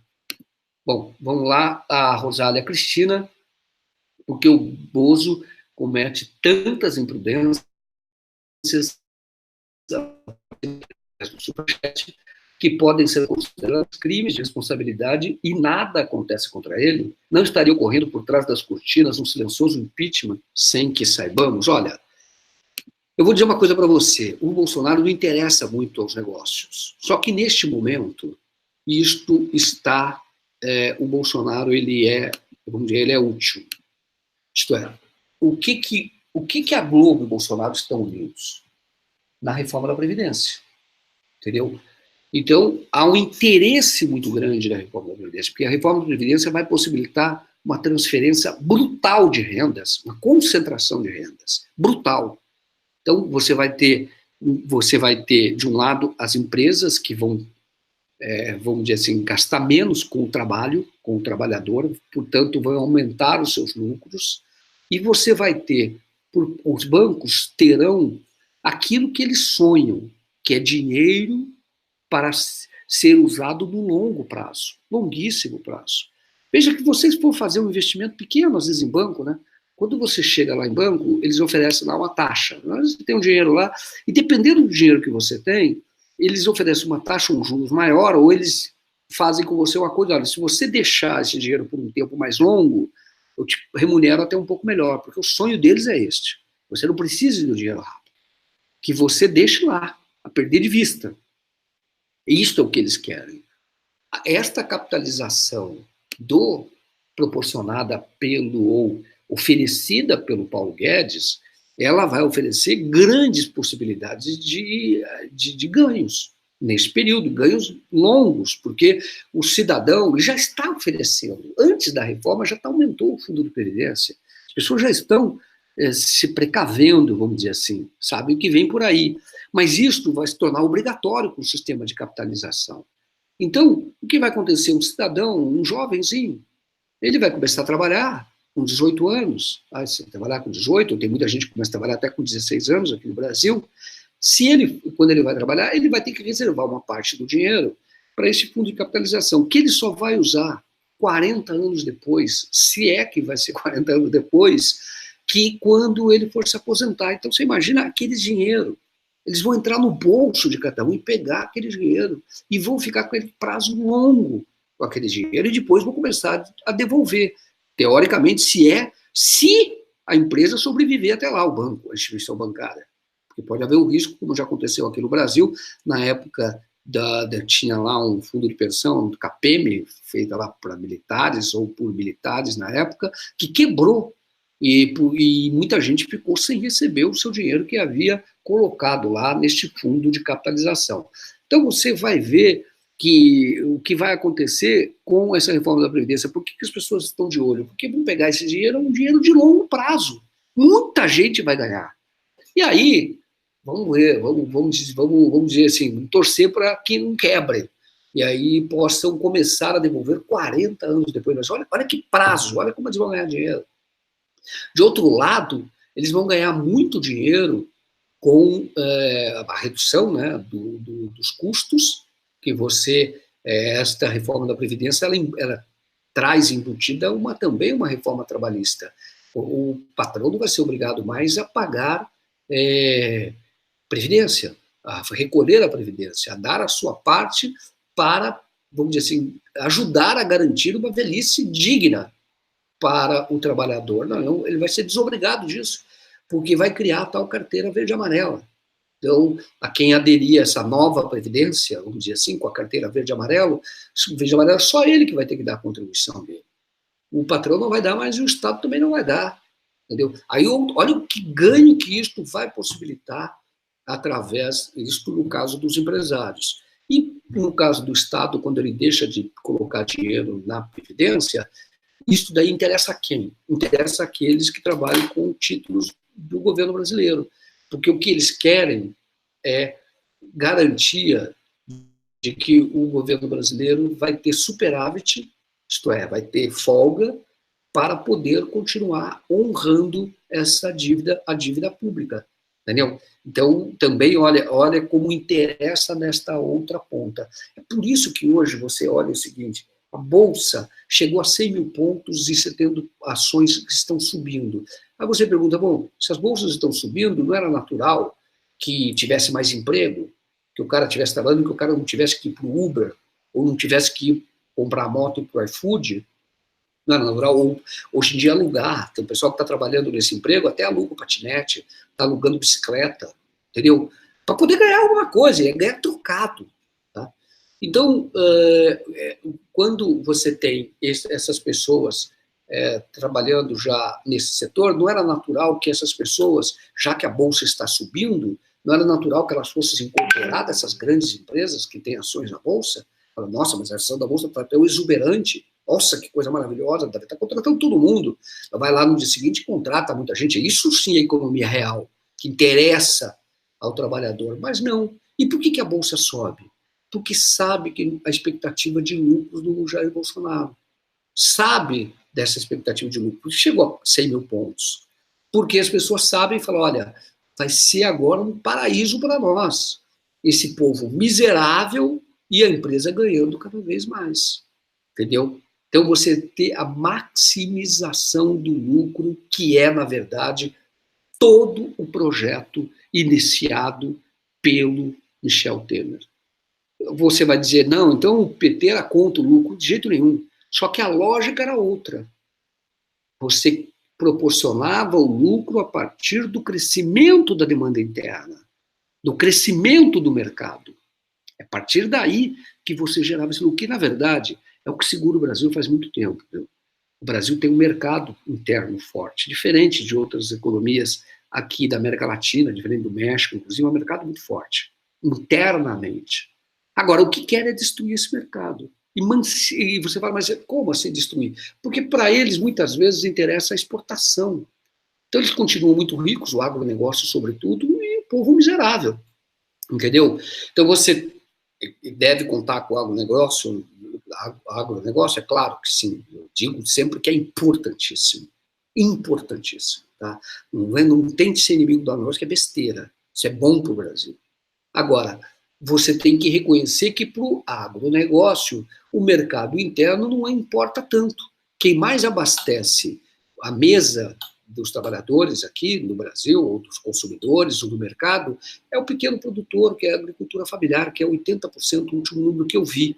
Estes, sim, estão muito interessados no crescimento do mercado interno, que as pessoas possam comprar mais ovo, possam comprar mais leite in natura, que as pessoas, qualquer leite, possam comprar mais cebola, que possam comprar mais cenoura, que possam comprar mais carne. Isso se interessa. É esta agricultura que depende muito do mercado interno. Já o agronegócio não depende, mas não é por isso que você deve combater o agronegócio. Porque isso é importante, inclusive para a receita no Brasil. Isso não é ruim. Só que você pode ter duas coisas. O agronegócio é muito forte nos Estados Unidos, mas tem também o maior mercado do mundo interno. Você tem que trabalhar nessas duas pontas. Agora, aqui, eles pouco estão se importando para o nosso mercado interno, mas estão muito mais se importando para a questão financeira. Tá? E aí, essa questão financeira, você tem que fazer com que esta massa jogue mais dinheiro nesta ciranda ou nesta máquina que faz poucos enriquecerem e produz pobres em larga escala. Bom, pessoal, vamos ver mais notícias agora. Bom, tá claro o negócio do Bozo aí, do Bolsonaro, acho que ficou claro, né? Que, na verdade, nós, vamos dizer assim, quando nós falamos em preservar a presidência da República, é no sentido de que, para preservá-la, é preciso chutar o Bolsonaro de lá, tirá-lo de lá. Quando eu digo que, em algum momento, hoje, se fala que você tem um impeachment em silêncio correndo, isto pode estar, eles podem ter armas para serem detonadas, essas bombas para serem detonadas depois, é verdadeiro. Eu até acho que o Gustavo Bebiano é um cara que poderia ter detonado já o Bolsonaro ali atrás. E que, de alguma maneira, ele foi acertado, entendeu? Por pessoas que têm interesse hoje na reforma da Previdência. Diz, olha, poupa o Bolsonaro agora. Nós precisamos passar a reforma da Previdência. Porque se você entrar no processo de impeachment, o processo de impeachment demora um ano, mais ou menos, até começar, ter o desgaste, etc., concluir mais um ano. E eles querem essa reforma muito rapidamente. A partir dessa reforma é que você começa a estudar formas alternativas. Se chegar uma hora que para esses negócios o Bolsonaro já não interessar mais, hoje interessa por conta da reforma da Previdência, entendeu? Ele não interessar, ele vai cair, e aí motivos não faltam. Tá? O Bebiano, ele é um cara que pode detonar esse processo a qualquer momento. Tá? Ele lembra que quando ele foi ameaçado, ele colocou no Instagram dele uma foto que era ele com um fuzil atirando. Ficou lá durante 2 semanas essa foto. Depois que ele se acalmou mais, começou até a falar bem do Bolsonaro, aí ele tirou essa foto e colocou a foto antiga que ele tinha lá. Mas ele é um cara, por exemplo, que pode detonar esse processo. O Bebiano, ele é um cara que, antes dele se inviabilizar com o Jair Bolsonaro, ele enfrentou as milícias lá no Rio de Janeiro. E dizia que estava enfrentando as milícias em nome da presidência da República. Eu já contei essa história aqui. Tem um vídeo dele, que ele está com a reunião com os diretores do hospital lá de Bom Sucesso, e dizendo que não aceitava o que a milícia estava fazendo ali no hospital. Que a milícia, inclusive, distribuía senhas de atendimento. Isto é, totalmente privatizado o hospital público. E ele disse isso agora. Ele chegou a mexer nesse vespeiro, chegou a ter reportagem. Agora, depois que ele caiu, acabou. Ninguém mais falou do que acontece lá no Hospital do Bom Sucesso. O Hospital do Bom Sucesso é um hospital federal, lá na Zona Oeste, a região das milícias, e então ele denunciou, ele foi até lá, teve uma equipe, lembra o ministro da Saúde também, que foi possivelmente aliado ao próprio Bebiano. Eu não sei por que o Bebiano fez isso naquela ocasião. Será que ele desconhecia, eu não acredito, a relação do Bolsonaro com os milicianos? Não sei, mas ele se inviabilizou ali politicamente. O Bolsonaro inventou qualquer motivo. Foi lá o negócio dos laranjas do PSL. Se o Bolsonaro tivesse preocupado com laranja, esse ministro do turismo já estava fora faz muito tempo. O esquema do laranja é um esquema que ele conhecia, um esquema que foi incentivado dentro do PSL. Corrupção foi incentivada. Corrupção eleitoral. Então ele não tem preocupação com os laranjas, mas inventou a história dos laranjas para poder retirar o Bebiano. Mas o que o Bebiano havia feito vamos chamar assim, que o tornou incompatível com o Bolsonaro? Ele estava enfrentando as milícias lá no Hospital do Bom Sucesso. Não sei por quê. Não sei por quê. Não sei cumprindo ordens de quem. Não acredito que tenha sido só dele. Mas ali é algo que, se também investigar mais a fundo, você vai descobrir um outro motivo para um crime de responsabilidade, ou pelo menos para tornar, se for crime de responsabilidade é durante o exercício da presidência, o que é anterior está suspenso. Então, se esta relação, a milícia começou a se aproximar do Hospital do Bom Sucesso lá, quando o Bolsonaro era deputado federal, e ali conseguiu ter alguns avanços, nomear diretores e diretores que atendiam as milícias, isto não pode ser considerado crime de responsabilidade, isso é anterior, isto é suspenso. Mas, então, você não pode colocar isso na conta dele agora. Porém, se por acaso houve interferência externa, de algum outro motivo escuso para que o Bebiano caísse, aí sim você estaria diante de um crime de responsabilidade. Mas não precisa ser esse, não. Você pode fazer do Golden Shower lá, aquele vídeo que ele divulgou, aquilo é contra o decoro da presidência da República, também já está caracterizado um crime de responsabilidade. Quando ele diz que pretende trazer uma potência nuclear aos Estados Unidos para ocupar a Amazônia, está cometendo crime de responsabilidade. Você não pode abrir o território brasileiro, alienar o território brasileiro para nenhum país estrangeiro, de nenhum. Quando ele entra nesta retórica de guerra, ele está cometendo crime de responsabilidade, porque ele está colocando o Brasil em risco de guerra. Isto é crime de responsabilidade. Então, existem motivos, sim. Agora, existem outros, se você procurar, você vai encontrar outros, mas eu não acredito que isso vai ser detonado antes da reforma da Previdência, de jeito nenhum. Depois, pode ser, acredito até que venha a ser, a menos que o Jair Bolsonaro se enquadre, e ele é uma pessoa que, ele se enquadrou, está fazendo a reforma da Previdência, ele era contra essa reforma, antes ele se enquadrou, mas ele ainda, vamos dizer, controlar o Bolsonaro não é só controlar o Bolsonaro, tem o Bolsonaro, os filhos, e o Bolsonaro tem uma necessidade, uma compulsão, e eu acho que isto é psiquiátrico, ele tem uma compulsão para poder aparecer, ele precisa chamar atenção. Ele quer ser sempre o centro das atenções, e de uma maneira, de alguma forma, político é assim, mas de uma maneira que ele coloca em risco o próprio governo brasileiro, coloca em risco a presidência da República. Vamos lá falar de outras notícias que estão agora no Diário do Centro do Mundo, antes de nós encerrarmos, meus amigos e minhas amigas. Tá? Aqui, olha, a notícia, temos aqui, olha, o fake news, a Rússia rebate a acusação dos Estados Unidos de que persuadiu Maduro a ficar na Venezuela. Entendeu? Eles estão tentando agora encontrar uma desculpa. Tá? Porque foi o Bolsonaro o Bolsonaro, todo mundo falando, não, o Guaidó que é o culpado. O Guaidó sempre foi, o Guaidó é um Deltan Dallagnol, entendeu? Ele sempre foi pequeno, mas foi insuflado e agora vira o real tamanho dele. E aí estão culpando o Guaidó. Aí estão dizendo de outro lado, dizendo, o Guaidó ia ganhar. Mas aí veio o Putin e disse, não, fica aí. Nós vamos te assegurar, não vai embora para Cuba, não, porque inventaram, mentiram que o Maduro já estava de malas prontas para ir para Cuba. Tudo conversa fiada, é fake news, é noticiário de guerra, que a Globo dava o tempo inteiro isso, que a Globo está aliada a isso. Bom, vamos lá. A Isaura Grigolato. Isaura, muito obrigado pela sua contribuição aqui com o nosso jornalismo independente. Hoje, diz aqui a Isaura Grigolato, hoje Globo apoia Bolsonaro, amanhã vai pedir desculpas, como fez com a ditadura. Não tenho dúvida. Eu não tenho dúvida de que isso vai acontecer. Foi um erro não ter realizado o debate em 2018, quando o Haddad, eu não tenho dúvida disso, massacraria o Bolsonaro. O Bolsonaro não tem condição de debater com ninguém, entendeu? Então, se a Globo tivesse realizado aquele debate, se o Bolsonaro não fosse, estaria o Haddad e a cadeira vazia. Eu tenho a impressão de que o brasileiro não gosta de apoiar covarde. E ficaria muito evidente que ele é um covarde, que ele fugiu. A cadeira vazia estaria lá. Mas a Globo preferiu não fazer isso, ela colocou um filme, entendeu? Então ela apoiou o Bolsonaro.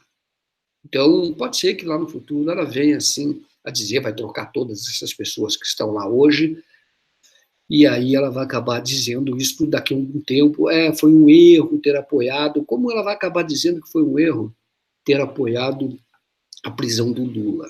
Isso ela vai acabar admitindo. Porque isso está ficando tão claro que as coisas mudam muito na política, que isto vai, de alguma maneira, vai se tornar uma marca na história do Brasil. Tá? Isto vai ser uma marca. Por que nós permitimos que o Lula fosse preso? Eu digo nós, porque o judiciário faz parte do meu país, é uma instituição do meu país. Tá? Eu não digo nós, eu digo o Brasil. Por que o Brasil permitiu isso? E isto vai ser discutido no futuro, mas eu não tenho dúvida. Isto vai ficar muito claro. Então, vai chegar uma hora que a própria Globo falou, os elementos que nós tínhamos, aquilo que ela falou da ditadura, naquela ocasião, nós avaliamos que era justa a prisão, porque havia uma decisão do Judiciário, TRF4, STJ, era aquela conversa. Então, se as instituições diziam que ele era o condenado, que ele era culpado, merecia ser condenado, nós apoiamos essa condenação. Porém, ela vai dizer isso no futuro. Hoje, à luz da história, dos fatos que foram revelados posteriormente, é o que ela vai dizer. Nós consideramos que realmente foi um erro a condenação do Lula, foi um erro judiciário. Isto vai ser dito, entendeu? Isto vai ser dito e vai sim no mesmo pacote do apoio ao Bolsonaro, para continuar o quê? Para continuar enganando você, entendeu? A Globo fez essa meia-culpa, acho que em 2014, né, 50 anos depois, dizendo, foi um erro ter apoiado a ditadura. Mas logo em seguida estava lá detonando, insuflando a Lava Jato e detonando a Dilma sem que a Dilma tivesse cometido nenhum crime de responsabilidade. A consequência disso foi a ascensão de figuras como esse Kim Kataguiri, de como esse Mamãe Falei, como essa Janaína Pascoal, como Alexandre Frota, como Joyce Hasselmann. Aí no futuro vai perceber que eles são uma fraude, porque são uma fraude. Aí, de alguma maneira, quando isso ficar muito claro, as pessoas vão olhar para trás e vão falar, nossa, mas esse processo foi um equívoco.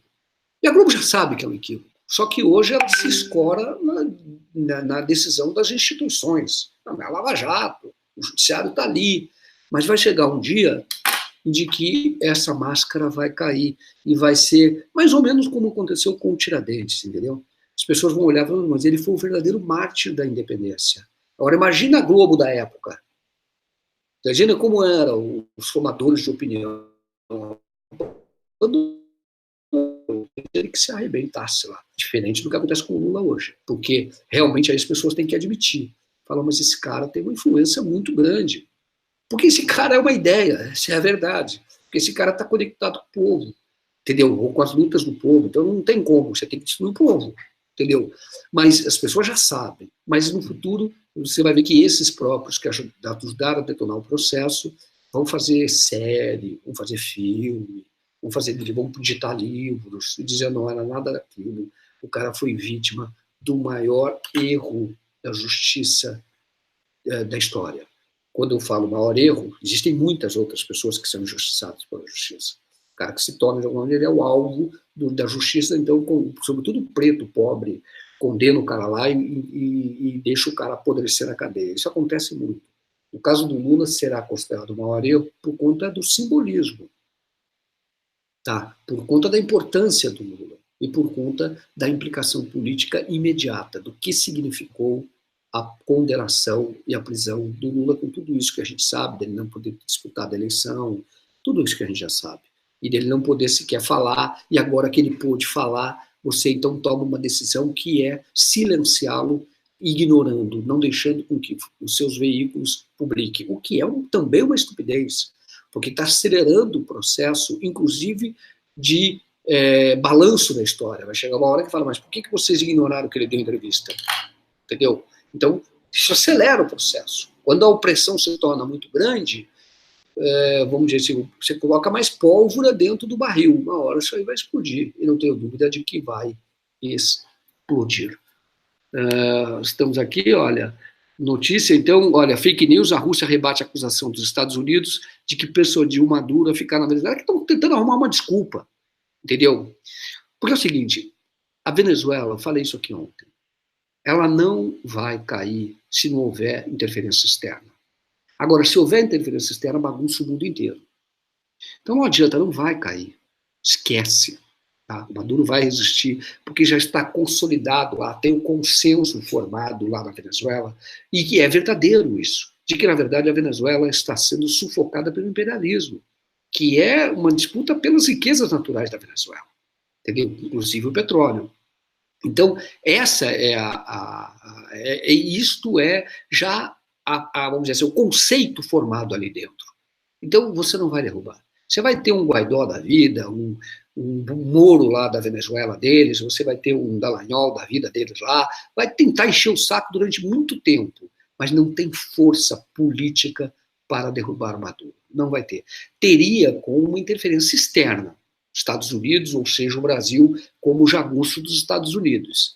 Mas se o Brasil fizer isso, o Brasil, vamos dizer assim, tem muito mais a perder, entendeu? Ele não pode fazer, porque além de enfrentar uma força armada lá que é considerada até superior à do Brasil, porque foi preparada lá para esse tipo de confronto, desde a época do Chaves, além de ter isso, você tem outros interesses mundiais, a questão da Rússia, a China, a Turquia, que todos vão se posicionar, porque a Venezuela tem muito petróleo, todos vão se posicionar em defesa da Venezuela. Então, os Estados Unidos não vão fazer isso. Tá? Eles gostam de bater no Afeganistão, eles gostam de bater no Iraque, entendeu? Eles gostam de bater em fraco, bater em bêbado. Tá? Agora, se tem alguma força, essa força não é só do Maduro, tá? Mas é a força da aliança que está em torno do Maduro, o que está acontecendo lá, o que aconteceu na época da Ucrânia também. E lá não vão interferir, pode ter certeza. Tá? Então, vão ficar sempre nesse joguinho. Esse Guaidó tem que ser preso. Se ele não for preso, ele vai tentar mais alguma coisa daqui a um tempo. Ele vai inventar alguma coisa para destruir o país dele. Porque ele não está conectado no interesse do país dele, mas fora do país dele. Aí você vai dizer, mas a Venezuela está em dificuldade. Está em dificuldade, claro. O cerco absurdo que existe em torno dela, é difícil não estar em dificuldade. Tá? Agora, é uma luta, estão resistindo e lá se consolidou. O que aconteceu com Cuba também no passado. Se consolidou que ninguém estava querendo defender Cuba nenhuma. Entendeu? O que eles queriam, na verdade, era continuar no processo de exploração de Cuba, e isso vira um consenso lá em Cuba. Então, todo o povo, mesmo aquele que não gosta do governo cubano, ele não é pró-Estados Unidos. Ele vai lá por necessidade, mas ele não é. Tá aqui, olha, Bolsonaro rechaça a invasão contra Maduro e afirma: não estamos bem de armamento. O cara é um idiota, desculpa. Desculpa, está colocando o Brasil de novo numa situação de guerra, entendeu? Nós estamos, o que ele está querendo fazer? Ele está querendo comprar dos Estados Unidos fiado. Os Estados Unidos vão dizer isso: você não está bem de armamento, a gente te empresta uma arma. Você é nosso jagunço mesmo, então nós vamos lá e te apoiamos, entendeu? Te damos lá uma grana, ou te damos lá armamento, você paga com o tempo. Isso é, comprometendo todas as gerações futuras. Esse discurso é perigosíssimo, tá? Do Bolsonaro dizendo não estamos bem de armamento. O Brasil não tem nada a ver com aquilo, essa guerra não interessa ao Brasil. Sabe o que o Lula diz na entrevista que ele deu? O Brasil tinha um superávit comercial com a Venezuela gigantesco. A Venezuela comprava tudo do Brasil. Tudo naquela ocasião. Não produzem lá, não tem uma agricultura lá, porque ficaram muito dependentes do petróleo, e eles compravam muito do Brasil, sobretudo na época do governo Lula, da Dilma. O Brasil a balança era muito favorável ao Brasil. E ele está, então, ele dizendo agora que o Brasil não. O Brasil, então, a Venezuela não fez nada contra o Brasil, então vai guerrear contra o Brasil a troco de quê? Aí você fala, porque tem muito venezuelano vivendo aqui no Brasil. Não é no Brasil, eles estão vivendo muito mais no Chile. Você vai no Chile, está cheio de venezuelano lá. Você vai na Colômbia, tem muito mais. No Brasil não, o Brasil tem dificuldade, entendeu? Então não é nada disso, é que o Brasil tem essa posição de jagunço. Então quando o Bolsonaro fala não estamos bem de armamento, ele já está sinalizando, vamos comprar armamento. E aí vai falar, mas não temos dinheiro. Aí os Estados Unidos vem e fala, vocês pagam em 100 anos. Entendeu? Aí é o origem da dívida. Tá? E aí compromete todas as gerações futuras.